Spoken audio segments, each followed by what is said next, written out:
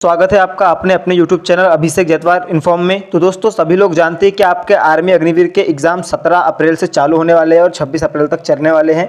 तो दोस्तों आज का जो वीडियो है आपके लिए बहुत ही इन्फॉर्मेटिव होने वाला है और खास करके दोस्तों जिनका भी 17 अप्रैल से एग्जाम है उनके लिए तो बहुत ही ये इन्फॉर्मेटिव होने वाला है और 26 अप्रैल तक जिनका भी एग्जाम होगा उनके लिए भी बहुत इन्फॉर्मेटिव होने वाला है। और मैं आपको यकीन दिलाता हूँ कि आप अगर से क्वेश्चन कर सकते हैं तो दोस्तों आपके 6 नंबर इसमें से पर्याप्त फंसने के पूरे चांसेस है, यानी 3 क्वेश्चन पूरे फंसने के चांसेस है और 2 नंबर का एक क्वेश्चन आप जानते हैं तो 3 क्वेश्चन आपके 6 नंबर के हो जाएंगे। तो दोस्तों आज के वीडियो में हम पूरा डिस्कस करेंगे इस 15 क्वेश्चनों को और 15 क्वेश्चनों में से कोशिश करेंगे कि आपको पूरे क्लास में ही याद करा दे। और दोस्तों आपको भी जो भी पता होता है कमेंट में जरूर बताइएगा कि आपका स्कोर कितना होता है। तो दोस्तों हम स्टार्ट करते हैं सबसे पहले क्वेश्चन को।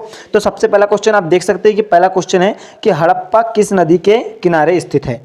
तो दोस्तों जीके जीएस का अपन जीके का पोर्शन यहाँ पर कर रहे हैं 15 क्वेश्चन। तो हड़प्पा किस नदी के किनारे स्थित है, तो ये वन लाइनर क्वेश्चन अपन कर रहे हैं। तो आप बताइएगा कि हड़प्पा किस नदी के किनारे स्थित है। तो मैं आपको बता दूं हड़प्पा जो है रावी नदी के किनारे स्थित है। आपको क्वेश्चन में जैसे ही आता है रावी पर क्लिक करना है। रावी नदी के किनारे हड़प्पा सभ्यता बसी थी दोस्तों।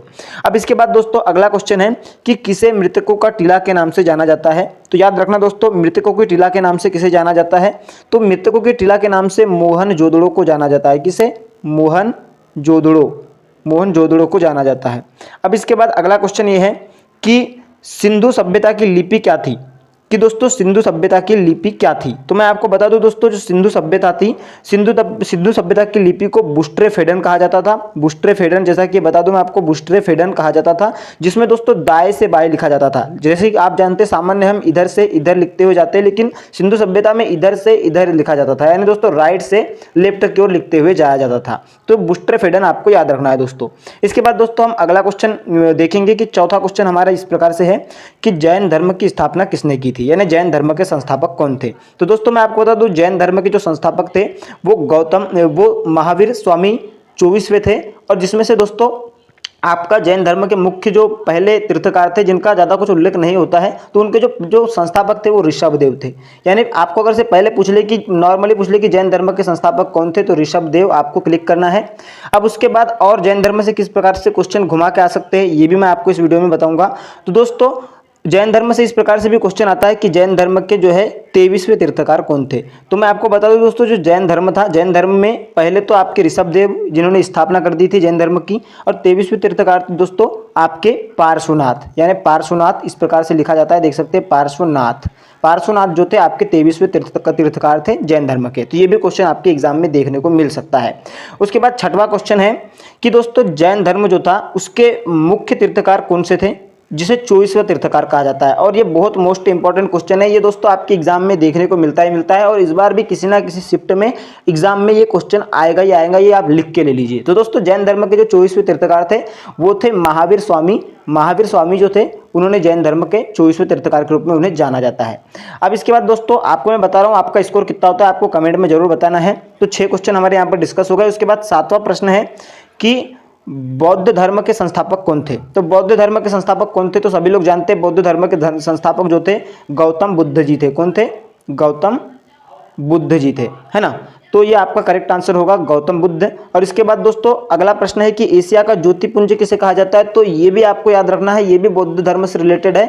जो ज्योतिपुंज है एशिया का उसे किसे कहा जाता है, तो दोस्तों गौतम बुद्ध को ही आपका एशिया का ज्योतिपुंज कहा जाता है। किसे? गौतम बुद्ध को, याद रखना है। अब इसके बाद दोस्तों अगला क्वेश्चन है कि किस वंश को पितृहंता वंश के नाम से जाना जाता है। तो किस वंश को पितृहंता वंश, यानी वह वंश जो अपने पिता जिसमें अपने पिता की जान ली जाती थी। तो दोस्तों मैं आपको बता दूं कि मगध का एक वंश है जिसका नाम है हर्यक वंश दोस्तों। तो हर्यक वंश को दोस्तों पितृहंता वंश के नाम से जाना जाता था।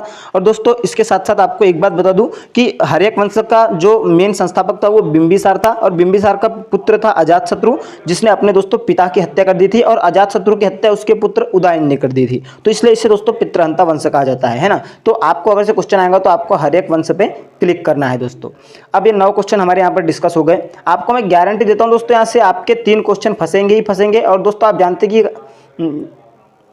तीन क्वेश्चन आपके फंसेंगे ही फंसेंगे। और जानते कि दोस्तों अगर से आपके 3 क्वेश्चन फंस गए तो 3 दूनी कितना हो जाता है, 6 नंबर आपके पर्याप्त हो जाएंगे दोस्तों।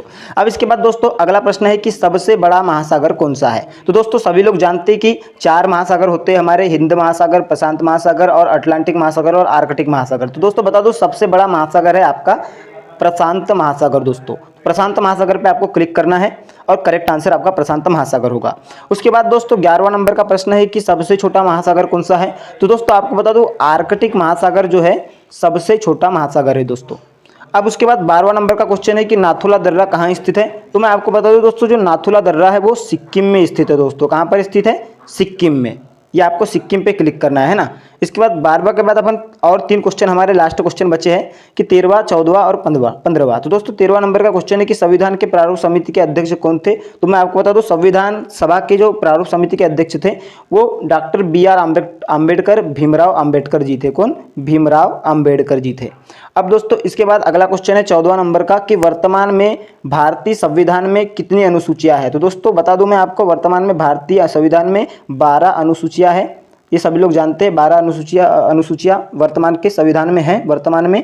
अब 15वां क्वेश्चन ये है कि भारत का सर्वोच्च पुरस्कार कौन सा है। तो दोस्तों भारत के सर्वोच्च पुरस्कार मैं आपको बता दूं तो आपको ये मैं होमवर्क में दे रहा हूं, आप कमेंट में बताइएगा कि जो भारत का सर्वोच्च पुरस्कार है जो दिया जाता है वो कौन सा पुरस्कार है, आपको कमेंट में लिख के बताना है। और इसके अलावा दोस्तों आपके 15 में से कितने क्वेश्चन सही हुए हमें कमेंट में बताना है। क्योंकि दोस्तों आपको बता दूं कि अगर से मैंने यहाँ पर आज 15 क्वेश्चनों की सीरीज लेकर के आया था और 15 क्वेश्चनों में से दोस्तों टॉप 15 क्वेश्चन मैंने लेके आया था आपके जीके के सामान्य विज्ञान के। तो दोस्तों आइए 1 लाइनर क्वेश्चन थे और यहाँ से मैंने आपको पहले बताया कि 6 नंबर आपके फिक्स हो जाएंगे, यानी 3 क्वेश्चन यहाँ से फंसने के चांसेस है क्योंकि किसी ना किसी शिफ्ट में आएगा ही आएगा दोस्तों। तो दोस्तों आपको अपना स्कोर बताना है कि ये 15 में से आपके कितने करेक्ट हुए। और इसके अलावा दोस्तों भारत का सर्वोच्च पुरस्कार कौन सा है ये भी कमेंट में बताना है। तो दोस्तों आपको ऐसे ही वीडियो चाहिए तो दोस्तों कमेंट में बता दीजिएगा, मैं और ऐसे ही वीडियो लेकर के आऊँगा। और दोस्तों आपको जो कि एग्जाम में बहुत ही इन्फॉर्मेटिव होंगे। और दोस्तों 17 अप्रैल को भी ये जो आपका कल का एग्जाम है उसमें भी दोस्तों ये 17 अप्रैल को भी बहुत इन्फॉर्मेटिव होंगे। और दोस्तों 26 अप्रैल तक आपके बहुत इंपॉर्टेंट क्वेश्चन है दोस्तों कहीं ना कहीं देखने को मिलेगी। तो दोस्तों मिलेंगे जल्दी अगले वीडियो में नए टॉपिक के साथ। तब तक के लिए जय हिंद, जय भारत, वंदे मातरम।